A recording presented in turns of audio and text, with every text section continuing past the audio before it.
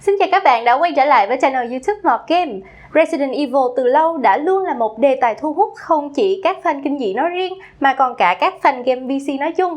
Tuy nhiên, trong video clip này hôm nay thì em gái Mọt sẽ không cùng các bạn đi khám phá cốt truyện hay phân tích nữa, mà thay vào đó chúng ta sẽ đi đến những giả thuyết của Mọt Game về một loài quái vật ở trong game. Loài quái vật đó là gì? Giả thuyết của Mọt Game ra sao? Anh em mình hãy cùng nhau khám phá nhé!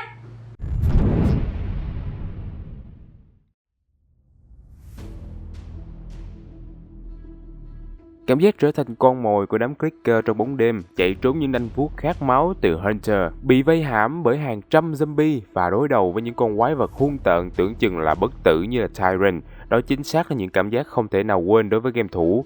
Nó có thể thoát tim, có thể kinh dị, nhưng sâu trong nó luôn là một cảm giác hưng phấn, đúng không nào? Nhưng liệu đến một ngày khi bạn thực sự rơi vào tình huống ấy ngoài đời thật, thì liệu những hưng phấn đó có thể còn tồn tại chăng? Bạn nghĩ Mọt tôi đang hù dọa à? Không hề, vì trong nhiều suy nghĩ của Mọt Game về Resident Evil, điều đó hoàn toàn có thể xảy ra đấy. Bây giờ thì hãy lắng nghe những suy nghĩ quái đản của tôi về tựa game này nha. Licker là quái vật nguy hiểm có khả năng tồn tại ngoài đời thật nhất.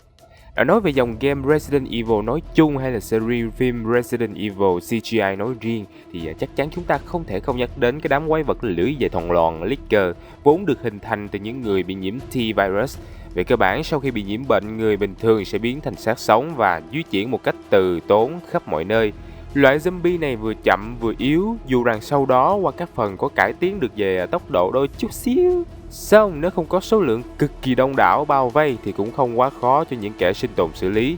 Về lý thuyết, nếu sống đủ lâu để T-virus đột biến, đám xác sống sẽ phải phát triển thành một loài mới là Crimson Head.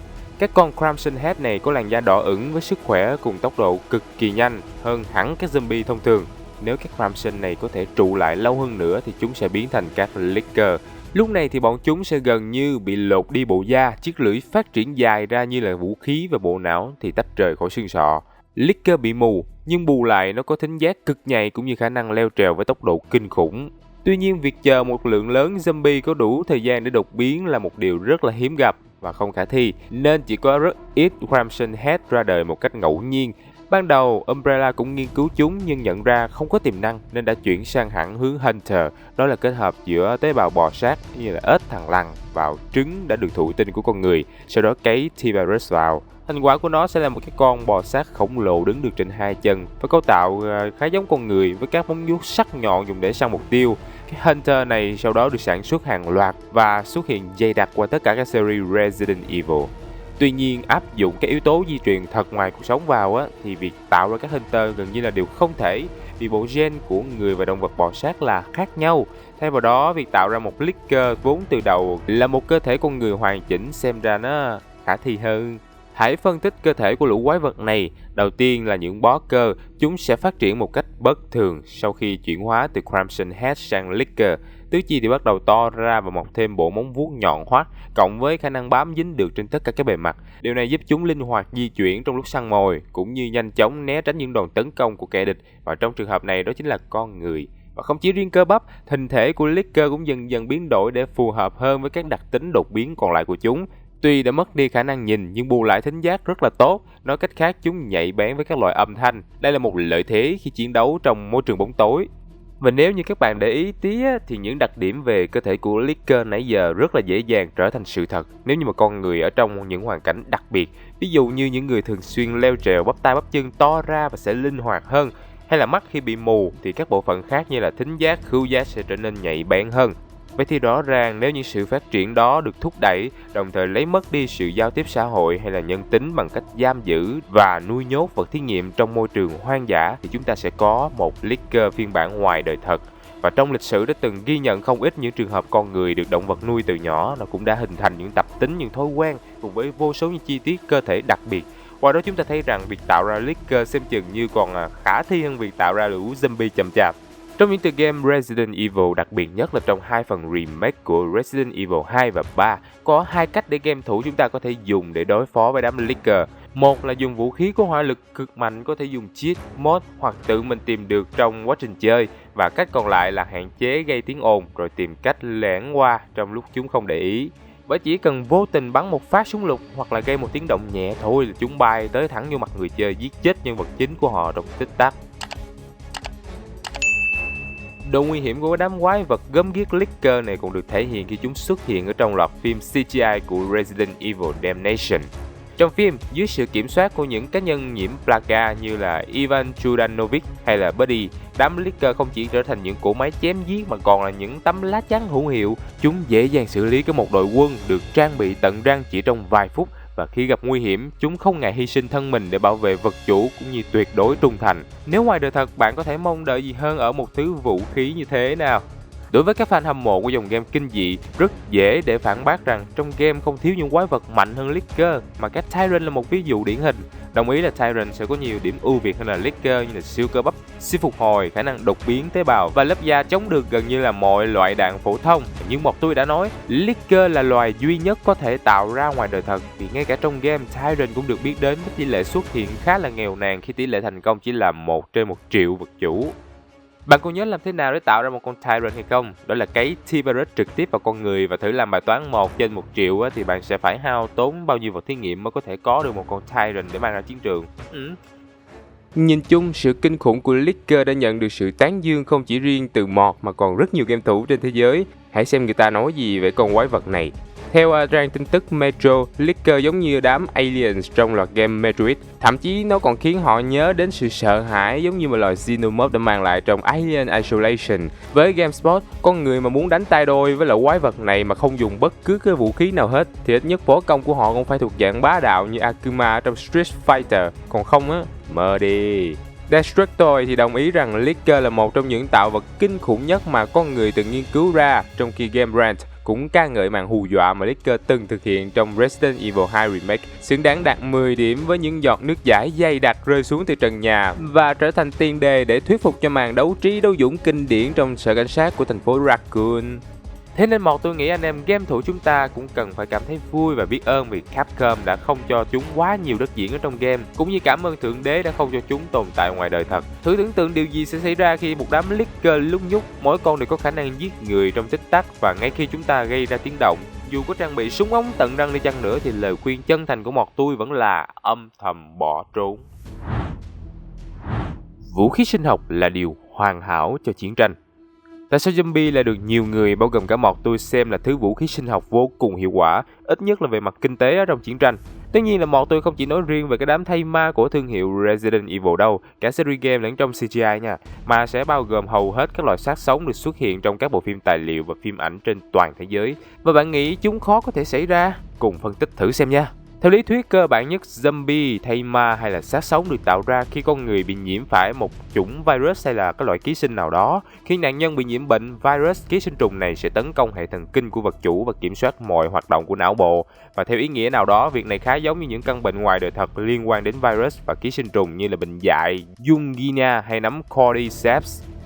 Trước kia đã có rất nhiều ý kiến lo ngại rằng bệnh dại sẽ có khả năng biến thành một đại dịch zombie. Căn bản là vì biểu hiện của bệnh này rất là khớp với cách lây lan của zombie được mô tả trong game và phim. Bệnh lây qua các vết cào, cắn, dịch cơ thể của người bệnh khi tiếp xúc với cái mô mềm, khiến vi khuẩn được lan truyền và người bệnh sẽ dần dần hóa điên và cuối cùng mất hết ý thức và trở nên hung bạo tấn công những ai ở gần. Có thể nói bệnh dại trùng khớp với zombie lên đến 90% và có thể chắc chắn rằng nó chính là nguồn cảm hứng để sáng tác ra triệu chứng cũng như cơ chế lây nhiễm của zombie. Tuy nhiên bệnh dại lại quá khó để trở thành một đại dịch kiểu như zombie vì có hai nguyên nhân sau. Một là bệnh không thể lây từ người qua người và hai là người bệnh sẽ chết trong thời gian rất ngắn nếu không điều trị, thường là khoảng 2 tuần. Và rất may mắn đến thế kỷ 19, Louis Pasteur đã có tìm ra vaccine cũng như là thuốc điều trị bệnh dại. Đó là virus, còn ký sinh trùng sao? Thực tế con người là một sinh vật có chỉ số thông minh vượt trội so với các loài khác ở trên hành tinh này, còn ngoài hành tinh chưa chắc nha. Vì vậy khó có chuyện con người sẽ bị điều khiển hoàn toàn bởi một sinh vật khác có nguồn gốc trái đất như trong phim. Tuy nhiên nếu ngoài đời thật các loài ký sinh trùng vẫn có thể có cách để vật chủ của mình phải thực hiện ý đồ của chúng. Ví dụ như bệnh Yungina, vào thời kỳ sinh sản, con giun này nó sẽ thò cái đuôi ra ngoài cơ thể của người bệnh bằng cách tạo ra một bọng nước nhỏ ở gần bàn chân, và khi bọng nước này vỡ sẽ để lộ cái đuôi ra ngoài và đồng thời sẽ tiết ra một loại chất khiến nạn nhân cảm thấy cực kỳ là đau đớn và khó chịu vì cảm giác bỏng rát nơi vết thương. Các nạn nhân sẽ ngay lập tức đem vết thương để đi rửa, đi ngâm nước làm dịu, nhưng mà vô tình giúp con giun kia phát tán trứng xuống vùng nước để chờ cơ hội phát triển vòng đời mới. Và khi nãy tôi có nhắc về cái đám nấm Cordyceps đúng không nào? Nó chính là nguồn cảm hứng cho căn bệnh trong The Last of Us. Theo kết quả tra cứu từ Google, Cordyceps là một chi nấm với hơn 400 loài khác nhau. Chúng có đặc điểm ký sinh trên các loài côn trùng. Cơ chế lây nhiễm của Cordyceps là bào tử phát tán trong không khí. Khi con côn trùng này nhiễm phải, bào tử nấm sẽ chui vào trong lớp vỏ giáp vào cơ thể con vật và từ đó nó tiết ra các chất làm vật chủ thay đổi. Con côn trùng xấu số đó sẽ có biểu hiện và hành động khác lạ. Sau khi bào tử nấm phát triển đến giai đoạn nảy mầm, nó sẽ điều khiển vật chủ bò ra ngoài nơi thông thoáng rồi gục chết. Ngọn nấm sẽ lấy chất dinh dưỡng từ xác của con côn trùng để nảy mầm và đâm xuyên từ bên trong cơ thể vật chủ ra ngoài, vươn lên cao. Đến khi chín mùi, nó sẽ bung ra thả hàng loạt bào tử li ti vào không khí. Với cách lây nhiễm qua không khí, loài nấm này có thể càn quét sạch cả một tổ kiến đông đúc nếu như gặp điều kiện thuận lợi. Và đặc biệt với sự đa dạng chủng loại của mình, một loại nấm Cordyceps sẽ tấn công một loại côn trùng khác nhau như một loại vũ khí sinh học thiết kế riêng vậy. Qua 3 căn bệnh nói trên, có thể thấy việc lan truyền một loại ký sinh virus hay nấm ra để gây thảm họa cho con người trong tương lai là hoàn toàn có thể, chứ không chỉ trong phim ảnh hay là trong game đâu nha. Ngoài các yếu tố mà minh chứng cho sự khả thi về dịch bệnh mà Mọt tôi vừa kể ở trên, vũ khí sinh học còn có rất nhiều điểm ưu việt hơn các loại vũ khí cơ học hay là hóa học. Thứ nhất là về chi phí. Không thể nói nếu chính xác việc nghiên cứu ra một loại vũ khí nào là tốn kém hơn, nhưng mà song chắc chắn một điều, với hai loại vũ khí cơ học và hóa học luôn luôn đòi hỏi một khoản tiền rất lớn vào việc sản xuất, bảo quản, duy trì cũng như sử dụng. Đó chưa kể là việc phải khắc phục hậu quả của chúng sau chiến tranh. Ví dụ điển hình nhất cho vấn đề này là bom nguyên tử và chất độc màu da cam, khi mà tác hại của chúng tới thời điểm hiện tại là vô cùng lớn, khiến cho Mỹ và các công ty dược phẩm tốn kém không ít để khắc phục hậu quả. Và ngược lại, vũ khí sinh học có cơ chế sinh sản và lây lan cực nhanh, chúng ảnh hưởng tới môi trường sống và không quá khó khăn cho việc khắc phục hậu quả. Thêm một điểm lợi nữa, vũ khí sinh học thường rất thích hợp cho việc tấn công ngầm hoặc những cuộc tấn công nhằm đánh vào nền kinh tế thay vì quốc phòng. Bạn cảm thấy hàng xóm nhà mình làm ăn quá tốt, bạn muốn kiềm hãm điều đó nhưng mà không muốn bị mọi người lên án. Còn gì phù hợp hơn việc tạo ra một loại bệnh khiến cho hàng xóm của bạn điêu đứng, bỏ hết công ăn chuyện làm để tập trung chữa bệnh và nói rằng căn bệnh này đến từ thiên nhiên. Nghe tới đây có ai thấy kịch bản này nó quen quen không? Và hiện tại cũng đang có một thuyết âm mưu cho rằng bỗng dưng mà Việt Nam và Ấn Độ lại bùng dịch sau khi thời điểm Foxconn, công ty gia công của Apple, quyết định chuyển nhà máy của mình từ Trung Quốc tới hai quốc gia này. Đáng quan ngại.